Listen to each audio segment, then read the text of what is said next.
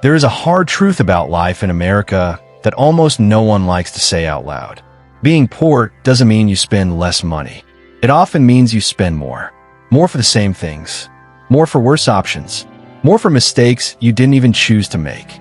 And if you've ever wondered why no matter how hard you work, money still feels like it slips through your fingers, this might be the reason nobody ever explained to you. Most people think poverty looks like laziness or bad decisions. That's the story that gets told.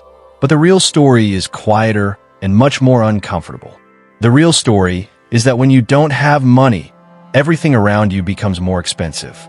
Not better, not easier, just heavier. Imagine waking up already behind. Not because you did something wrong, but because your bank account has no cushion, no room for error, no space for surprises. Every decision you make comes with pressure. Not pressure to choose the best option, but pressure to choose the option you can survive today. This is where the cycle begins. When you have money, you buy in bulk. You plan ahead. You wait for discounts. You invest in quality. But when you're poor, you don't get those choices. You buy small amounts because that's all you can afford right now. And small amounts always cost more over time. You buy the cheaper shoes because the better ones cost too much upfront. The cheap shoes wear out faster. You replace them again and again. And before you realize it, you've spent more than the price of the good pair you couldn't afford in the first place. You buy the cheaper phone plan with hidden fees. You pay overdraft charges, late fees, convenience fees, penalties for being just a little late. Not because you don't care, but because your margin is thin. One delay turns into a charge. One mistake turns into a bill. This is what people don't understand. Poverty is expensive because it removes your ability to plan. In America, planning costs money. Even basic things like food follow this pattern. Healthier food is often more expensive. Cooking at home takes time, energy, and access to decent groceries. When you're working long hours, when you're exhausted, when you're stressed, cheap fast food feels like the only option. And over time, that choice costs more. In money, in health, in energy. Then there's housing. If you have money, you choose where you live. You think about safety, commute, long-term value. If you're poor, you take what you can get. Higher rent for smaller spaces. Old buildings with constant problems. Places that cost more because they're close to work, since moving farther away would mean transportation costs you can't afford. And that's where the next layer hits. Transportation. If you can't afford a reliable car, you pay in other ways.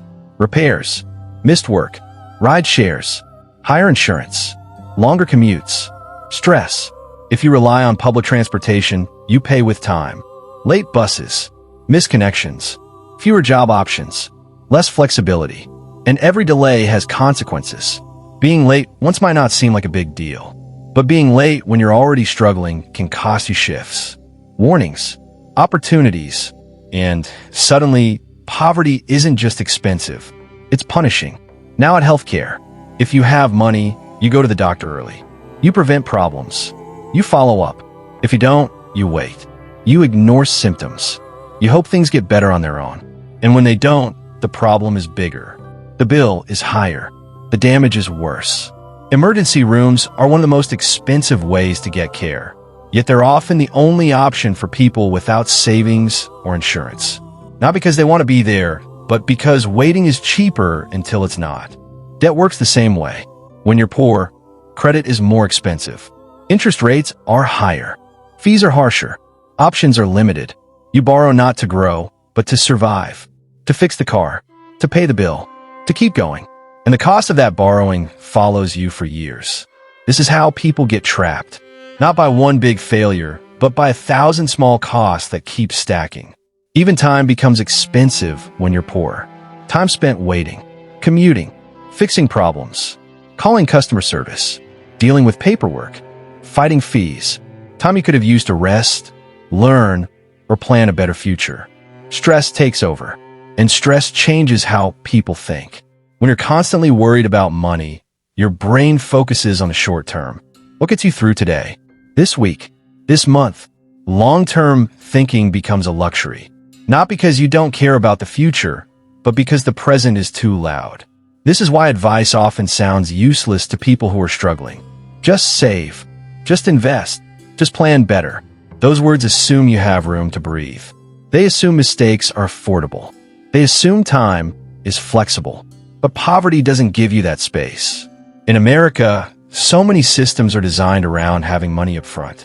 Deposits, minimum balances, fees for falling below them, discounts for paying early, penalties for paying late, rewards for having more, punishment for having less. Even education follows this pattern. Better schools often require higher housing costs. Better opportunities often require unpaid time. Internships, training, certifications. Things are easier to access when you're not worried about paying rent. And slowly, quietly, the gap widens. People don't fall behind because they stop trying. They fall behind because the cost of catching up keeps increasing. What makes this even harder is the shame attached to being poor. People feel like they're failing at something everyone else seems to manage. So they don't talk about it. They don't ask for help. They hide the struggle. And that silence makes the problem feel personal instead of systemic. But if you step back and really look at it, you see the pattern. Being poor in America is expensive because the system assumes you're not. It assumes you can absorb surprises. It assumes you can wait. It assumes you can pay more now to save later. And when you can't, you pay extra for it. Not just in dollars, but in stress, health, and missed chances. This is only the surface. Because once you understand this, you start seeing how deep it goes, how it affects families, kids, generations, how growing up poor teaches you survival skills, but rarely gives you tools for stability. In the next part, we're going to go deeper into how this cycle keeps repeating, how fees, debt, and daily decisions quietly lock people into staying poor longer than they ever expected. What really keeps people poor in America isn't just low income. It's the way the system reacts to people who don't have money. The moment you fall behind, even a little, everything around you starts charging you for it. And those charges don't just take money. They take stability. Fees are one of the most invisible ways poverty becomes expensive. If you have money, fees barely touch you. You keep a balance in your account. You pay bills early. You avoid penalties without even trying. But when you're poor, fees show up everywhere. Overdraft fees, late fees, minimum balance fees, service fees, processing fees, fees for not having enough money to avoid fees. You miss a bill by a day, and suddenly the amount grows. Not because the service improved, but because you were late. You overdraft your account by a few dollars, and the bank charges you far more than the mistake itself. And once that happens, the next bill becomes harder to pay. One fee creates another problem. One problem creates another fee. This is how a small gap turns into a hole. And it doesn't stop at banks. Utility companies charge reconnect fees. Landlords charge late rent penalties. Phone companies add service charges. Insurance companies raise rates when payments are missed. Everything becomes more expensive the moment you struggle. And the worst part is, these systems are fast to punish and slow to forgive. Once your credit score takes a hit, the cost follows you everywhere. Higher interest rates, higher deposits, fewer options. You pay more for cars, housing, insurance, even phone plans. Not because you're riskier today, but because the system remembers yesterday. Debt becomes the bridge people use to survive this gap. Not luxury debt, survival debt. People use credit cards to pay for groceries, to keep the lights on, to fix a car so they don't lose their job. And when you borrow under pressure, you don't get good terms. You get high interest, low limits, harsh penalties, and debt under stress feels different. It's not about buying things you want. It's about avoiding consequences you can't afford. And that kind of debt creates constant mental noise. You're always calculating, always worried, always one step ahead of the next payment. This pressure changes how people live. When you're poor, you don't ask, what's the best choice? You ask, what's the cheapest right now? And those two answers are almost never the same. You skip preventive care because it costs money today. You deal with bigger problems later that cost more. You don't replace something when it starts failing. You wait until it breaks. You don't invest in education or training because you need income now. And years later, your options are still limited. This is how poverty taxes the future. Another cost people don't talk about is how expensive mistakes become when you're poor. If you have money, Mistakes are uncomfortable. If you don't, they're dangerous. A parking ticket, a missed court date, a paperwork error. These things snowball. Finas grow. Penalties add up. Warrants appear. Licenses get suspended. And suddenly, a small issue turns into a life-changing problem. And again, it's not about irresponsibility. It's about capacity. Managing systems takes time, energy, and mental space. When you're juggling multiple jobs, family responsibilities, and constant stress, small tasks get missed. Not because you don't care, but because you're overwhelmed. The system doesn't care why. Then there's employment. Poor people often have less stable jobs. Hourly work, unpredictable schedules, no paid time off, no flexibility. If something goes wrong, a sick day, a car problem, a childcare issue, income disappears immediately.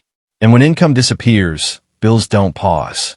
This makes poverty feel like walking on a tightrope with no net. One wrong step, and the fall is immediate, and climbing back up costs even more. Housing is another place where being poor costs more. Security deposits, application fees, background checks, credit requirements. These costs block access to better housing. So people stay in places that cost more long-term. Older buildings, poor insulation, higher utilities, constant repairs, more stress. Moving to a better place requires money up front. And when you don't have it, you stay where you are, even if it's draining you. This is how people get stuck geographically. Food works the same way. Buying fresh ingredients requires time, storage, and access. Buying healthy food often costs more upfront. So people choose what fills them up, not what supports long-term health. And over time, health problems appear. Problems that cost money, time, and energy. Again, poverty isn't just expensive. It's exhausting. And exhaustion makes everything harder. It makes it harder to plan, harder to learn new skills, harder to advocate for yourself, harder to escape. This is why poverty lasts longer than people expect. Not because people stop trying, but because the cost of trying keeps rising. And there's a cruel irony here. The harder life gets, the more discipline it requires. Perfect timing, perfect decisions, perfect consistency. But perfection is hardest when you're under pressure. One slip, and the system punishes you harder than someone with money ever feels. This creates a quiet sense of hopelessness. People start believing that no matter what they do, they can't get ahead. That the game is rigged. That effort doesn't matter. And when people feel that way long enough, motivation fades. Not because they're lazy, but because constant loss teaches the brain to conserve energy. This is what people misunderstand when they judge poverty from the outside. They see outcomes, not conditions. They see debt, not desperation. They see missed payments, not impossible choices. They see stress, not systems. And until those systems are acknowledged, the cycle continues. But understanding this changes something important. It replaces shame with clarity. It helps people see that struggling isn't a personal failure. It's a predictable result of how costs, fees, and penalties stack against those with the least margin. And once you see that, you start asking deeper questions. Questions about fairness, about design, about why survival costs more than stability. In the final part, we're going to talk about how this cycle affects families and generations. How growing up poor shapes decisions for life. And most importantly, how awareness can create change, even inside a system that feels stacked against you. Over time, the most damaging part of being poor in America isn't just the money you lose. It's the future you never quite reach. It's the version of life that always feels one step away. And for many people, that feeling starts early and follows them for decades. Growing up poor teaches you how to survive, but rarely how to build. You learn how to stretch things, how to make do, how to fix instead of replace, how to stay quiet when things are hard. Those skills are powerful, but they also shape how you see the world. You grow up learning that stability is fragile, that good moments don't last, that something always goes wrong. And when that mindset follows you into adulthood, it affects every decision. People who grew up poor often fear risk, even when risk could lead to growth. They choose safety over opportunity, not because they lack ambition, but because they've seen how fast things can fall apart.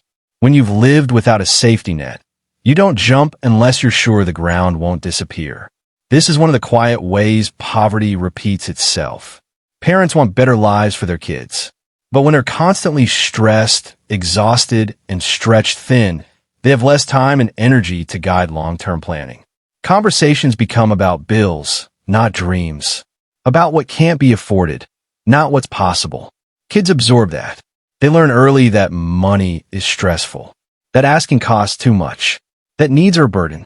And even when they grow up and start earning, that early conditioning doesn't disappear. It shows up as anxiety, as guilt for spending, as fear of enjoying money even when they finally have some. And again, this isn't a lack of intelligence. It's the weight of experience. Being poor also limits access to information, not because people aren't curious, but because learning takes time and mental space. When every day is about getting through, there's little room left to research investing, understand credit, or plan strategically. And the people who need that information the most are often the ones with the least access to it. This is how inequality becomes invisible. From the outside, it looks like different outcomes. But underneath, it's different starting points, different margins, different consequences for the same mistakes. One missed payment for someone with money is an inconvenience. One missed payment for someone without it can change everything. Over years, this creates exhaustion that people don't talk about. Not the kind that goes away with rest, but the kind that builds slowly. Decision fatigue, emotional burnout, a constant sense of being behind.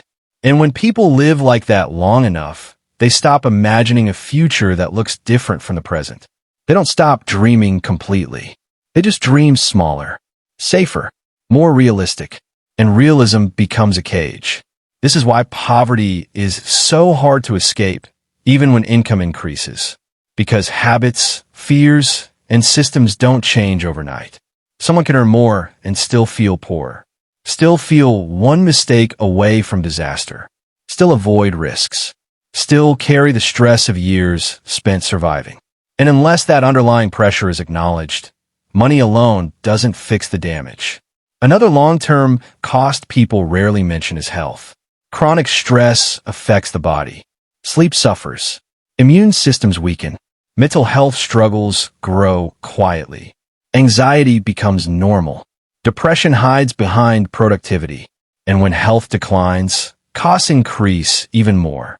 Missed work, medical bills, reduced energy. It's a feedback loop that's incredibly hard to break. And through all of this, society keeps sending the same message. If you're struggling, you didn't work hard enough. You didn't plan well enough. You didn't make the right choices. That message sticks. People internalize it. They blame themselves. They feel ashamed. And shame keeps people silent. Silence keeps systems unchallenged. But the truth is simpler and harder at the same time. Being poor in America is expensive because the system charges people for not having money. It rewards stability and punishes instability. It offers discounts for those who can pay early and penalties for those who can't. And once you fall behind, catching up costs more than most people realize. That doesn't mean change is impossible, but it does mean honesty is necessary. Real change starts when people stop pretending this is just about personal responsibility and start talking about structure, about access, about margin, about why survival costs more than comfort. And conversations like this matter more than people think. Because when someone hears their experience described out loud, something shifts. They feel seen. They feel understood. And understanding is the opposite of shame. If you've ever felt like no matter how careful you were, money still disappeared. If you've ever felt punished for small mistakes. If you've ever wondered why stability feels so hard to reach. You're not broken. You're navigating a system that makes being poor more expensive at every step. And the first step toward any real change is recognizing that truth. So before this video ends, I want to ask you something. If any part of this felt real to you, leave a comment. Share one experience, one moment where being poor cost you more than it should have. Not to complain, but to connect. Because someone else reading your comment will realize they're not alone. And if you know someone who's struggling, someone who works hard but still feels stuck, share this video with them.